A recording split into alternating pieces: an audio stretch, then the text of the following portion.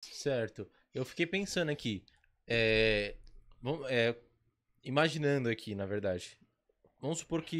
Porque assim, a NASA mesmo nunca viu um planeta. Nunca chegou num planeta habitável, né? Até um momento, assim, que. Habitável, tirando Marte, que eu acho que é o que tá mais próximo ali de conseguir construir uma civilização, né? Até o momento, eu acho que dos planetas. Do nosso sistema solar, pelo menos, é o mais próximo. Supondo que ele veio, sei lá, de milhares, já inventaram uma tecnologia melhor.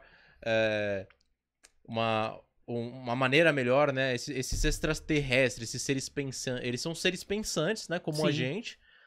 Será que eles enxergam a gente como se fosse inferiores, assim como a gente enxerga, por exemplo, ah, um pet, os outros animais, que a gente somos. A gente vai num, por exemplo, a gente tem os pesquisadores, né? Que vão até a mata para pesquisar sobre os animais, né? E sempre sem tentar aparecer para não assustar, ou não ter tanto contato com aquele bicho ali na selva, ali, por exemplo, na região da África tem muito esse tipo de exploração.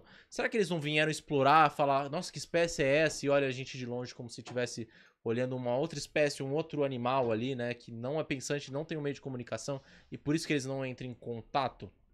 Olha, tem um pesquisador que escreveu um livro chamado Livro dos Danados, chamado Charles Fort. Ele gostava muito de fenômenos estranhos, chuva de sangue, chuva de rã, avistamento de OVNI, assombração, esse tipo de coisa. Ele gosta de fenômenos paranormais. Então ele colecionava e escreveu esse livro. Ele tinha uma célebre frase que era repetida por um pesquisador também chamado Fernando Grossman, que é o seguinte: a frase falava assim: alguém nos pesca. Alguém nos pesca. Ou seja, o que ele queria dizer com isso? Que o ser humano ele pensa que está no topo da cadeia alimentar e que ele manda em tudo. Logicamente, até um certo ponto nós dominamos, né? Nós estamos na Terra para dominar, mas a gente não pode ter a pretensão de que acima de nós possa haver uma outra civilização que Uhum. está nos observando Nos e que estudando, de tem repente. o domínio e o estudo em Olha que cima da, louco. da nossa própria Faz civilização. sentido. E então, veja, por exemplo, um fazendeiro, por exemplo, que tem uma criação de galinha, De galinha. por exemplo. Uhum. Então ele criou lá a granja dele, né? Fez um fechadinho lá para as galinhas não tomarem chuva. Uhum. Ele todo dia de manhã vai lá e joga milho para elas, entendeu? Então, do ponto de vista das galinhas, parece que esse criador de galinhas ele está fazendo um bem, mas as galinhas estão sendo engordadas para depois virar comida. Né? Então, é assim, não que a gente vai virar comida na mão desses seres, mas é uma hipótese também. Pode ser que aconteça. A gente não pode descartar nada nesse mundo, né? Porque pode vir, de repente, um tipo de ser que seja predador. Os filmes, por exemplo, de ficção, eles abordam esse viés também, né? De seres que vêm, predadores tal. Tem esse tipo de coisa também. Então é uma hipótese que a gente não pode descartar. Não sei se você sabe, mas na Inglaterra, nos Estados Unidos, eles criaram grupos de elite para Não, não sabia. atuar caso haja uma espécie de invasão extraterrestre. Nossa. Então eles têm armas tipo uma arma de espuma que quando atirada numa criatura dessa, por exemplo, ele não chega a matar a criatura, mas aquela espuma ela começa a solidificar e a pessoa perde a mobilidade, ou seja, o ser ali ele vai perder a mobilidade porque o ser humano vai querer pegar e estudar e ver o que, Sim. que é aquilo. Então, existem esses grupos SAS, por exemplo, na Inglaterra, que foi treinado junto com militares norte-americanos que já estão preparados para atuar nesses casos, não só nesses casos, mas em caso de terrorismo, algum caso mais extremo. Né? Então, são possibilidades que a todo momento tem que se pensar, porque a gente não está sozinho no universo.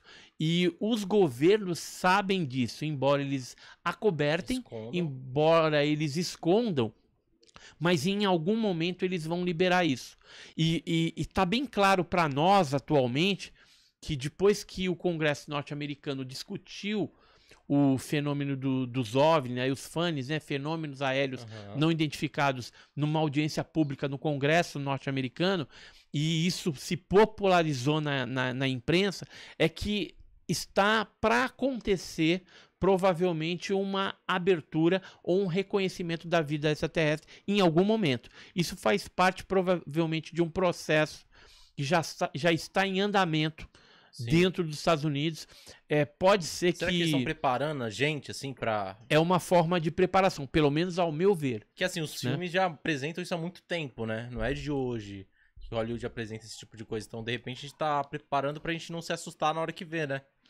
E assim, a hora que isso acontecer, essa divulgação oficial de que o fenômeno é real e que existe vida extraterrestre em algum lugar, e aí você estava falando de Marte, né? Por exemplo, o Elon Musk, né, do satélite Starlink, ele está com os olhos voltados para Marte porque existe um indicativo de que no subterrâneo de Marte existe água e poderá haver algum tipo de vida lá. E a Marte, se a gente for olhar a configuração, é muito similar à da Terra. Se você fizer um degelo, por exemplo, nas calotas polares, você já vai ter uma condição ali de fazer algum tipo de cultura, de alimento, criação, né? Alguma coisa. Então, já está se pensando. E para ir para Marte não é tão longe.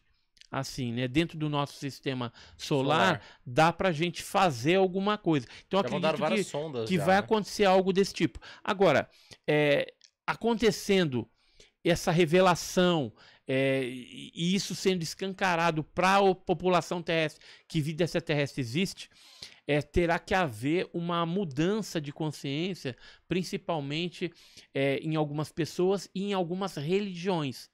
Então já está se pensando nisso também.